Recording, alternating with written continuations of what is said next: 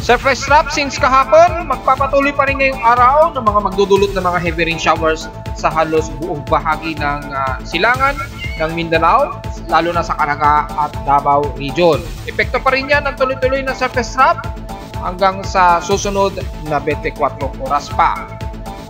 Amihan surge magpapatuloy pa rin sa bahagi ng Nodo Luzon, lalo na sa bahagi nito ng Baguio at Benguet area. Inasahan magpapatuloy na malakas na hangin kasabay ng malamig na hangin na tuloy-tuloy na yan hanggang sa unang linggo ng Pebrero. Pagkatapos ng solar extreme flux kahapon, solar radiation, umeepekto naman at inaasahang tatagal ito ng inaasahang hanggang S1 minor solar radiation hanggang January 31, 2024.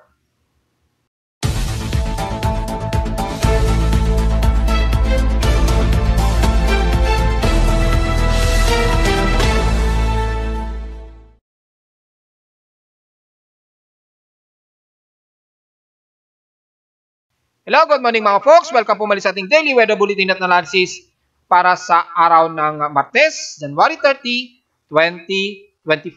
Ang oras nating boys may umaga ay alas 8:52 na ng umaga. Despite na medyo nabawasan ng sobrang lamig dito sa Metro Manila, pero nakakaranas pa rin tayo ng at least mas mababa sa 23 degrees Celsius na temperatura since mga nakaraang araw pa. Pero asahan pa rin natin sa umaga ay magiging overcast rain, gloomy at may mga ilang pag-araw pero mas madalas ang magiging mostly cloudy at gloomy ang iiral pa rin sa atin sa bansa lalo na sa Northern Luzon, kabilang na ang Metro Manila at Southern Luzon.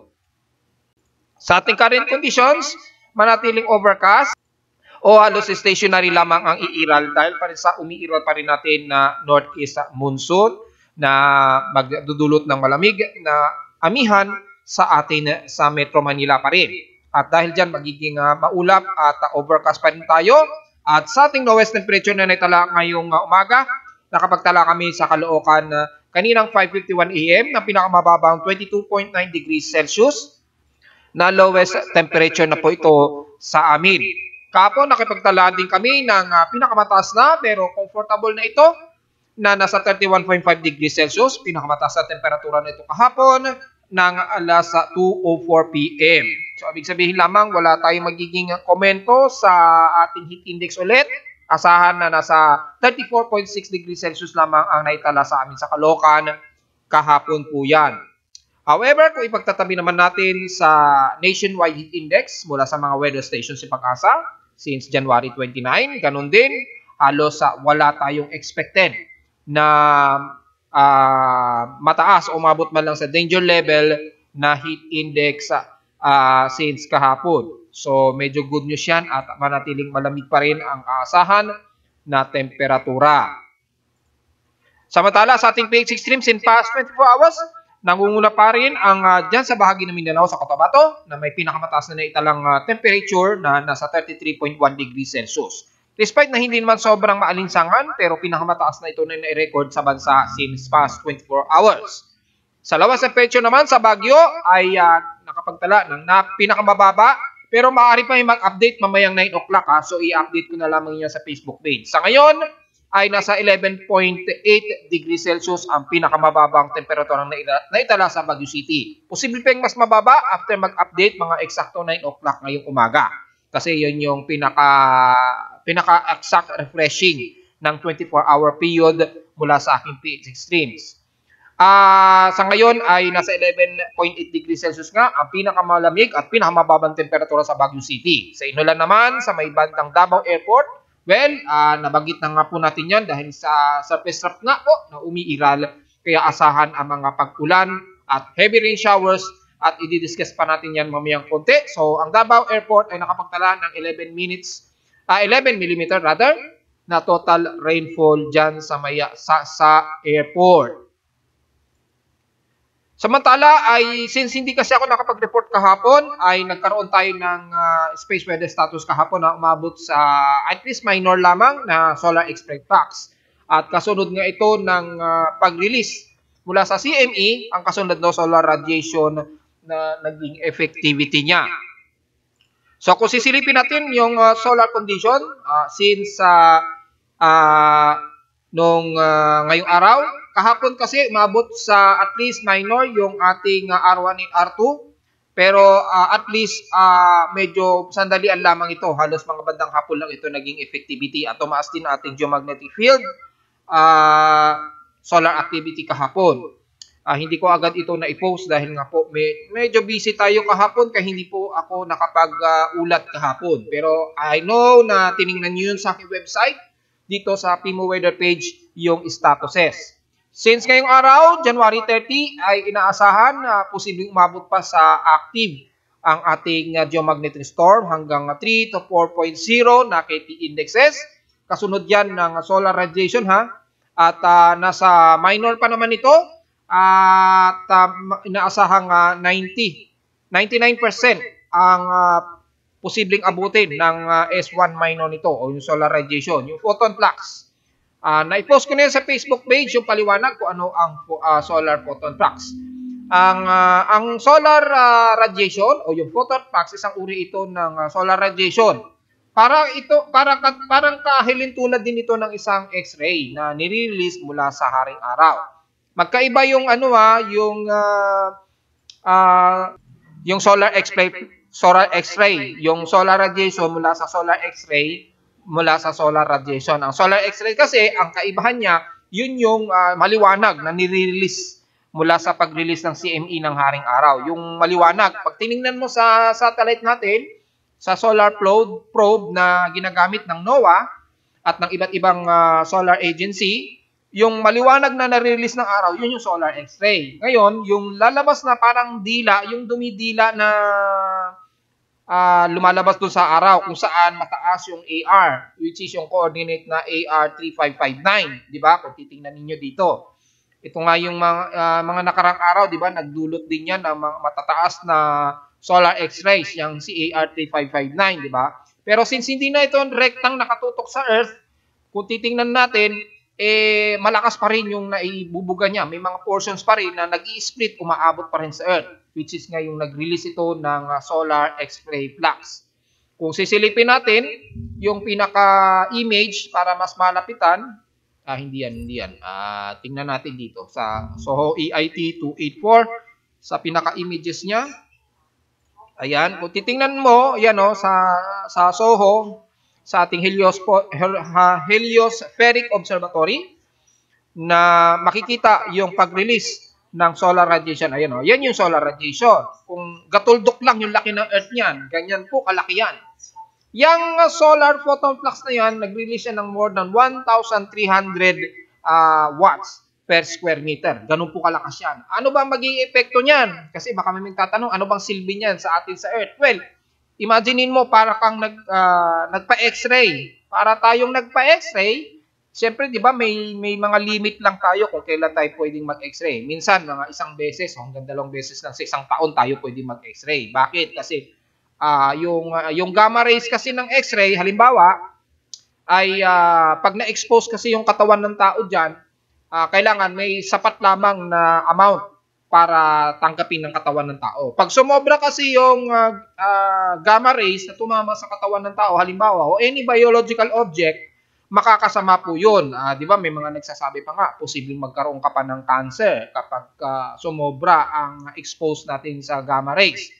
Di ba, kung i-research natin sa Google page, yung epekto ng gamma rays sa katawan ng tao, lalo na kapag na-expose na tayo sa mataas na radiation ng gamma rays mula sa mga nuclear bomb o yung mga, di ba, may history na may mga scientists na gumawa ng atomic bomb na sobrang na-expose dun sa gamma rays nung weapon, yung super weapon na yon, nuclear weapon. Ano nangyari? Di ba? Nagka-deteriorate yung buong organs nung yung scientist na yon o yung physicist, kung di ako nagkakamali. Mare-research yun sa Google kung ano magiging epekto. Parang ganun din dito. Hindi man kapareho ng X-ray to na gamma rays. Hindi naman gamma rays ang nire-release nito, kundi photon. Yung parang split ng part ng electron yun o photons na nagre-release mula sa araw from CME. Magta-travel yan at sa sobrang bilis niyan, yung photons niyan, yung atom ng photon, so sobrang bilis niyan, 8 minutes lang, halos itatravel niya sa kalawakan at tatama na agad dito sa mundo. Ganyan po yan kabilis yung photon flux na yan. Yan, yan yung parang dumidila na yan, yung tumatalon-talon na ganyan sa gilid ng araw, yung sa para pinaka-corona. Yan.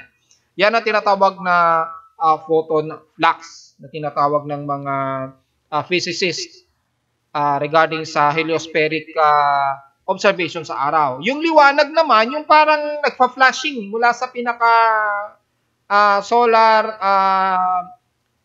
area kung saan yung malaki yung sunspots ng AR, pag may nakita ka parang malakas na liwanag, yun naman yung X-ray.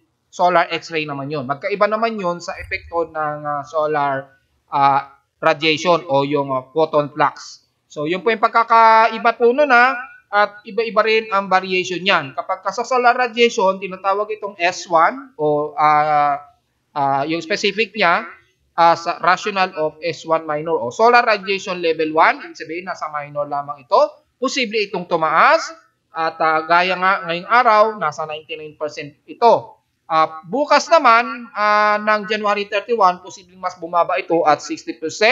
At sa susunod na 2 araw o February 1, unang araw ng February, mas mababa na ito. So, yun ang classification niyan, rational. Pagdating naman sa solar X-ray, iba naman ang ano niya. Ito naman yung makakapekto for possible radio blackout naman. Ito naman, ang epekto naman nito, yun nga, napaliwanag ko na, yung makaapekto sa ating biological effect sa katawan ng tao or sa mga solar panels. Kasi ang solar panels, nag-generate na electricity yan, right?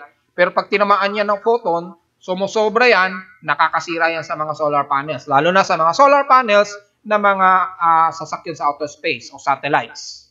So, balik tayo sa ating status. Sa ating outside humidity, 70% po. So, medyo moderate po yung ating water moisture sa paligid at bumababa ito ng 1% since last hour. Nag-update na po ating pH extremes. Makikita natin sa may Davao Airport, constantly 11 mm lamang ang nagiging total rainfall niya. So, walang nagbago sa lowest temperature ng Baguio City.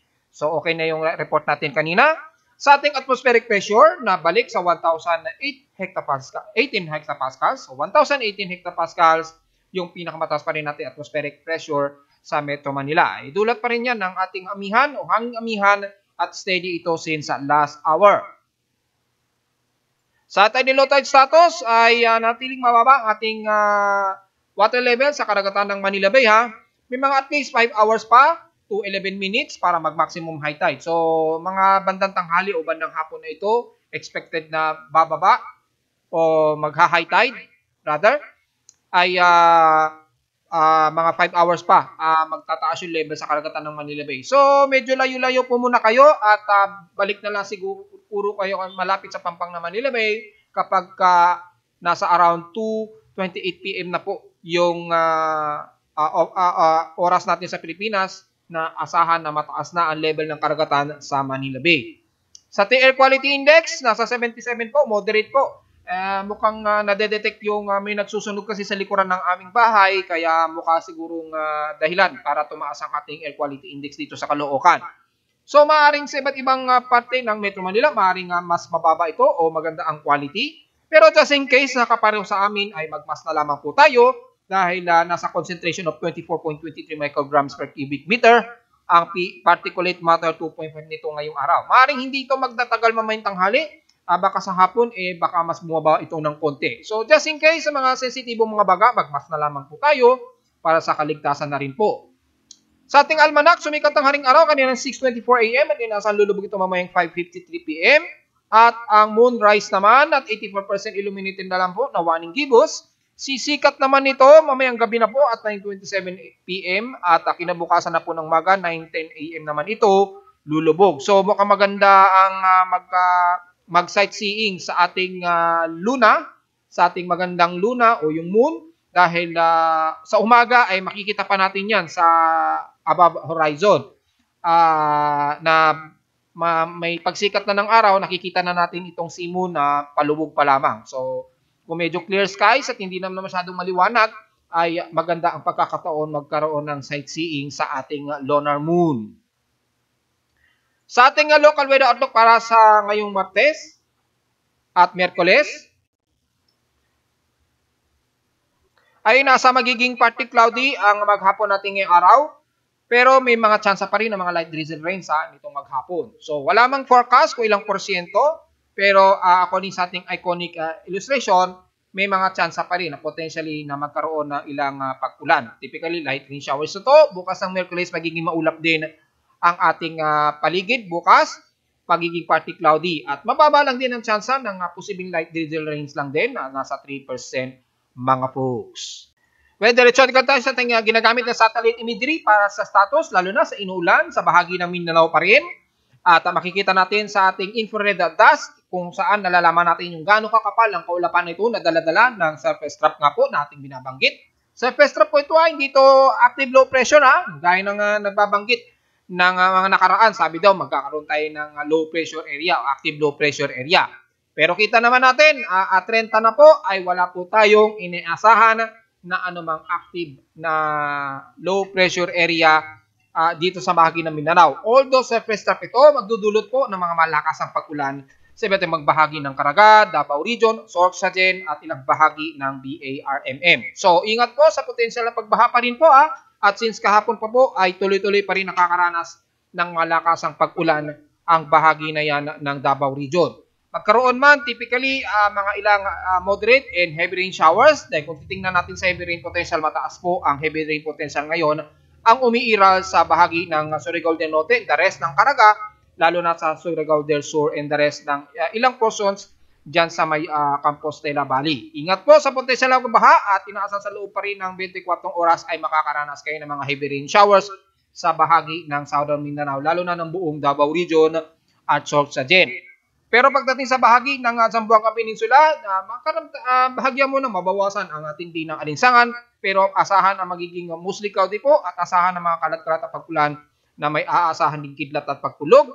Kabilang na ang buong central ng Mindanao, sa Lanao del Norte at buong bahagi ng Northern Mindanao area. Hindi na natin masyado isa-isahin yan dahil halos buong Mindanao naman nakakaranas ng surface trap ngayon mula dyan sa may Cagayan de Oro, Ginuog, Butuan hanggang Kabadbaran na po yan. And the rest nga po ng Surigao area. Sa may Southern Visayas, siyempre makakaranas kayo ng mga mauulap na ngayon na himpapaurin at kalat-kalat na pag-ulan na may ilang pagkilat at pagkulog ang iiral ngayon sa buong bahagi ng southern part ng Negros Region, Cebu, lalo na sa bahagi ng Sikihor at Bohol, Southern Leyte at Southern Samar area.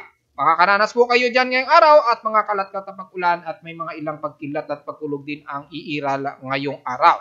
Magdala ng pananggalang sa ulan at ingat sa potensyal na pagbaha just in case na lumakas po ang pag-ulan, lalo na dyan sa bahagi ng Leyte. Sa Southern Luzon naman, ay makakaranas din kayo ng mga mauulap din, pero asahan naman ang mga ilang light drizzle rains ang mas dadalas na iiral. Magiging partly cloudy lang din, mostly cloudy ng bahagi ng Southern Luzon, damay na rin ang bahagi ng Bicol Region. Magkaroon man ng mga kalat-kalat na pag-ulan, ay typically light drizzle rain showers lamang dahil umiiral pa rin ng lubusan ang ating cold surge mula sa ating hangin-amihan o northeast monsoon na nagpapalamig lalo na sa bahagi ng Northern Luzon, pababa na yan ng Benguet, Baguio City at ilang bahagi na yan ng Central Luzon at Southern Luzon. Pero dahil sa nagkakaroon ng accumulation ng surface trap, nagiging partly cloudy ang bahagi ng Southern Luzon. Damay na ang Calabarzon, diyan sa bahagi ng Batangas Laguna area at damay na rin ang Metro Manila. Pero pagdating sa Mimaropa, ang buong Palawan, despite na magiging katamtaman, asahan din ng mga partly cloudy and mostly cloudy at times, lalo na sa hapon o sa gabi, especially ng taga El Nido at Coron, Palawan. Magkaroon man ng potential na ulan, typically light rain showers lamang ang mas madalas pa rin ito. Maging sa bahagi ng Mindoro area, magkakaroon ng ilang mga partly to mostly cloudy, patawid niya ng Batangas, magkaroon man mga ilang light drizzle rains, mas madalas po mga light drizzle rains lamang talaga ang iiral. At asahan pa rin na medyo humid pa rin ang temperatura. At makikita natin sa sa satellite imagery, gamit ang Doppler effect o Doppler imagery, makikita natin ang malalawak na tubig ulan na ito na nababalot sa bahagi ng Davao Region, Sorsogon at bahagi ng Surigao area. Asahan po na makakaabot ng moderate to heavy rain showers, lalo na ng bandang Caraga at Campos de la Valley. So ingat po sa mga potential na pagbaha mga folks ha.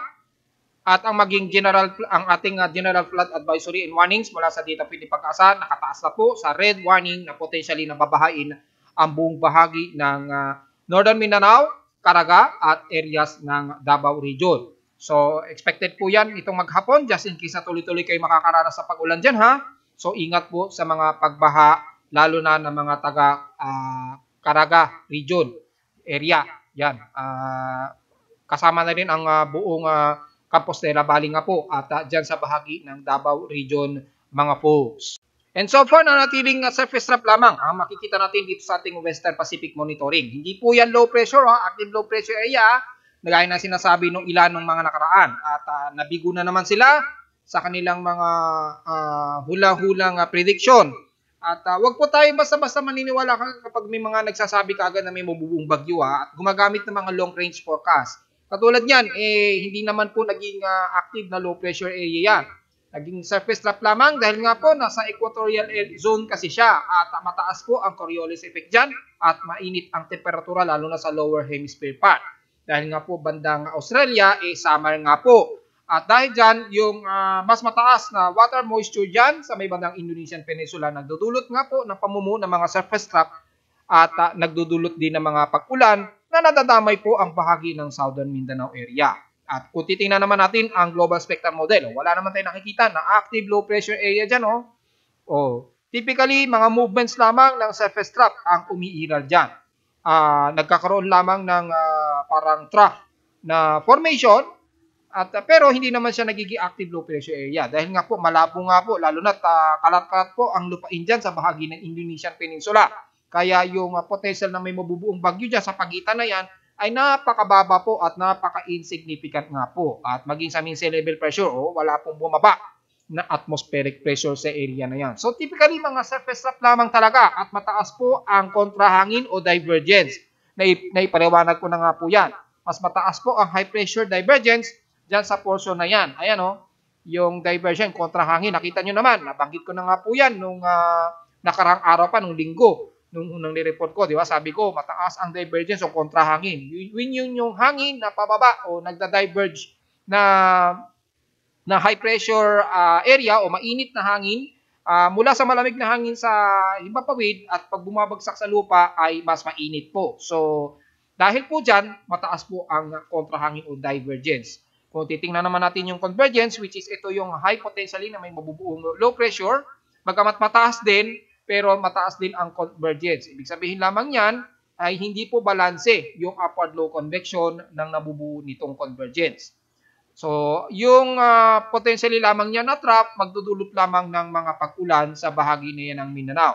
Depende yan dahil kung bumaba naman ang atmospheric pressure, maaring magiging isang type of low pressure area. Pero dahil nga hindi naman siya tumaas, at maging sa ating wind shear monitoring, wala tayong nakikita na anumang active na pamumuo o pagbaba ng atmospheric pressure sa paligid.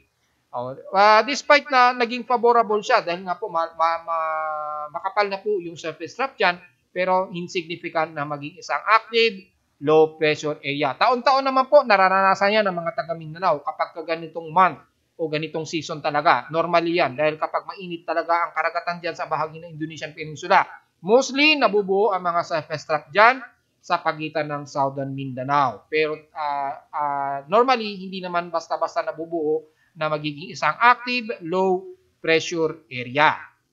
Sa ulat din Dol, since kahapon tayo nakapagtala tayo ng isang mahigit sa magnitude 5 na lindol sa bahagi na naman ng Surigao del Sur.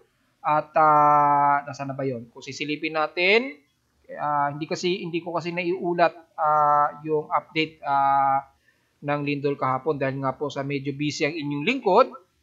Ayun, kahapon nagkaroon tayo ng magnitude 5.1 dyan sa bahagi na pa rin ng kung saan mas maraming nililindol sa may Surigao del Sur dyan sa northeast ng Hinatuan, Surigao del Sur. At 29 km po ang epicenter depth nito. So far sa buwang ito, nagkaroon na ng 4 na malalakas na lindol sa may bandang Surigao del Sur pa rin. Isang magnitude 5.7 noong January 17, isang magnitude 5 noong January 15, at isang magnitude 5.1 noong January 3, 2024. At so far, yan ang malakas na lindol sa may Surigao. And the rest ay kung susukatin natin ay humihigit sa 790 ang total na magnitude sa paligid ng yan ng Surigao mula at magnitude 2.0 to 4.0. At magnitude 4.0 pataas ay nasa 15 po ang total ng earthquakes. At magnitude 5.0 pataas, merong mga 4 nga po. Ito nga po yung nabanggit natin hanggang sa yung itong huli noong kahapon ng January 29, 2024. At ngayong araw kasi kasalukuyan, meron din sa bandang Dinagat Island sa Surigao del Norte na magnitude 2 lang na kasalukuyang lindol. Pero all in all, kung titingnan natin, mula January 1 hanggang ngayong kasalukuyan, nasa total of 1,360 na po na total na lindol ang kasalukuyan nating naitala ngayon. Magnitude 2.0 pataas, 1,274 ang total. Magnitude 4.0 pataas ay total of 37. May 4 na lindol naman sa magnitude 5.0 pataas at isang magnitude 6 pataas. So, magnitude 6, ito yung bandang January 9, 2024 na nagkaroon nga tayo. Una nga, naging magnitude 7.4 yan na tinaas ni PBOX noon. Pero dinegrade niya sa magnitude 6.7 from magnitude 7.4. Napakalaki ng degradation niya at 72 km depth. So, yun yung pinakamalakas natin na inatalang lindol ngayong Enero. So, anyways, nagkaroon nga po tayo ng total of 1,316 mula magnitude 2.0 na po yan pataas. Hindi ko na isinama yung magnitude 1 dahil gaya nga po na aking paliwanag, silent earthquake na lamang po yun na maituturing. So, bukas, ipopost ko siguro yung bago mag-auno ng February, ipopost na natin sa Facebook page yung magiging all-in-all total ng lindol for the month of January. At least, mas detalyo po na makikita ninyo yung ilan yung malalakas na lindol ang naitala natin kada buwan. At malalaman din natin yung significance kung saan ang marami ang mas nililindol. At mapapansin natin dyan sa bahagi nga po ng Surigao, ang mas nililindol sa buong bansa. Mas mataas po ang level bilang ng mga paglindol dyan dyan sa Surigao. So halos lagi po palang niyayanig ang taga Surigao area dahil mas madalas po silang nililindol dyan kumpara sa iba't ibang bahagi nga ng bansa. Typically, puro Mindanao o bandang Visayas, Mindanao ang mas maraming total of earthquakes. Hindi gaya sa Luzon, marami din pero hindi gaya ng mga taga Mindanao area na mas mataas at mas marami. Humihigit sa 1,000 ang total ng earthquakes sa bahagi pa lamang yan ng bandang Visayas at Mindanao area lamang.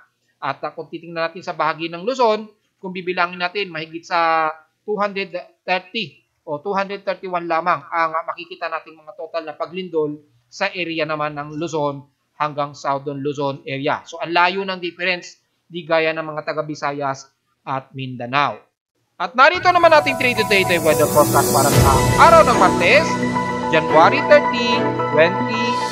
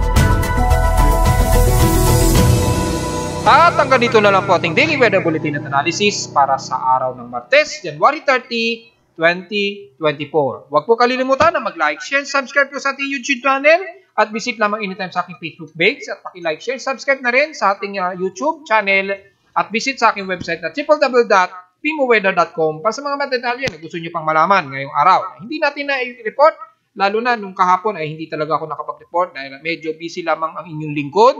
So, hinihingi ko inyong paunawa at pasensya.